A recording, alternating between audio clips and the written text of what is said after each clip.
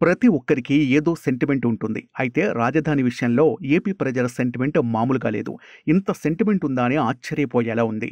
ఇంతకీ విషయం ఏమిటంటే తెలుగుదేశం పార్టీ అధికారంలోకి వచ్చిన తర్వాత ప్రజా దర్బార్ అంటూ ప్రజల సమస్యలను తెలుసుకుంటుంది. దీంతో తమ సమస్యలు చెప్పుకునే వాళ్ళు ప్రజా దర్బార్‌కు వెళ్లి తమ బాధలు చెప్పుకుంటున్నారు. అయితే ప్రజా దర్బార్‌కు వచ్చే వాళ్ళు సమస్యలు చెప్పుకునే వాళ్ళే కాకుండా అమరావతికి విరాళాలు ఇచ్చేవాళ్ళు కూడా ఉండటం విశేషం. ప్రభుత్వం పిలుపు ఇవ్వకపోయినా సీఎం చంద్రబాబు ఏమీ కోరకపోయినా వందల సంఖ్యలో ప్రజలు నేరుగా ప్రజా దర్బార్కు వచ్చి విరాళాలు ఇస్తుండటం నిజంగా అభినందించదగ్గ విషయం.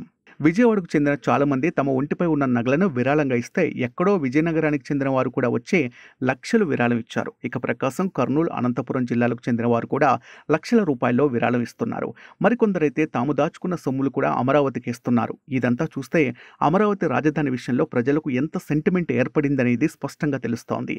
ఈ సెంటిమెంట్ కారణంగానే జగన్ ప్రకటించిన 3 రాజధానులకు కూడా ప్రజల నుంచి మద్దతు లభించలేదు. పైగా కర్నూలు, విజయనగరం నుంచే ప్రజలు అమరావతికి జై కొడుతున్నారంటే పరిస్థితి ఎలా ఉందో అర్థం చేసుకోవచ్చు.